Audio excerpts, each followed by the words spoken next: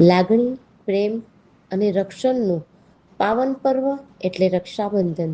દરેક દોરામાં સ્નેહ વર્ણાયેલો હોય છે, પણ જ્યારે એ દોરો કોઈના આત્મવિશ્વાસનું પ્રતીક બને ત્યારે એ રાખડી માત્ર એક દોરો નથી રહેતી, પણ સન્માનનું સરનામું બની જાય છે. અમદાવાદના કોચરબ પાલડી ખાતે ગુજરાત સ્ત્રી પ્રગતિ મંડળ સંચાલિત ઉત્થાન તાલીમ કેન્દ્રના દિવ્યાંગ બાળકો અને તાલીમાર્થીઓ દ્વારા એક અનોખા પ્રદર્શન અને વેચાણનું આયોજન કરવામાં આવ્યું. અહીં સર્જાયેલી સુંદર રાખડીઓ અને હસ્તકલાની નમૂનેદાર વસ્તુઓ એ માત્ર એમની કળા નથી, પણ એમની મહેનત, એમનો જુસ્સો અને કંઈક કરી છૂટવાની તમન્ના છે. જ્યારે આ વિશેષ હાથોએ પોતાના પ્રેમથી આ રાખડીઓ બનાવી અને એનું લાઈવ ડેમોન્સ્ટ્રેશન આપ્યું, ત્યારે ત્યાં હાજર દરેક વ્યક્તિની આંખોમાં એક અલગ જ આદર અને હૂંફ જોવા મળી.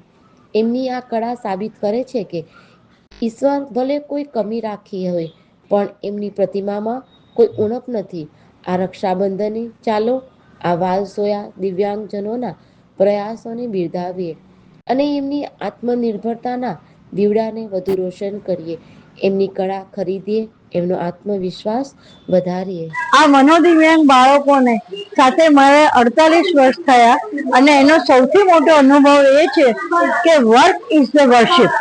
જો તમે તાલીમાર્થીઓને, મનોદિવ્યાંગ બાળકોને જો ટ્રેનિંગ આપો અને કામ આપો તો એ લોકો સારામાં સારું કામ કરીને તમને આપી શકે છે. એ તમે અમારા એક્ઝિબિશનમાં જોઈ શકશો કે એ લોકો શું શું કરી શકે. હા, 100% ના કરી શકે, પણ 60% કરી શકે, 70% કરી શકે. તો એ લોકો એટલા સુંદર કામ કરે છે.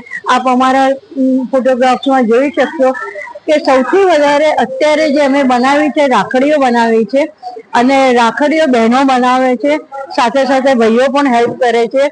અને નવરાત્રી આવી રહી છે એટલે નવરાત્રીની પણ એ લોકો આભૂષણો તૈયાર કરી રહ્યા છે. તો એવું નથી કે નોર્મલ માણસ જ કરી શકે. જો મનોદિવ્યાંગને આપણે કેળવીએ અને સ્થિર કામ આપીએ તો ચોક્કસ એ લોકો કામ કરી શકે છે.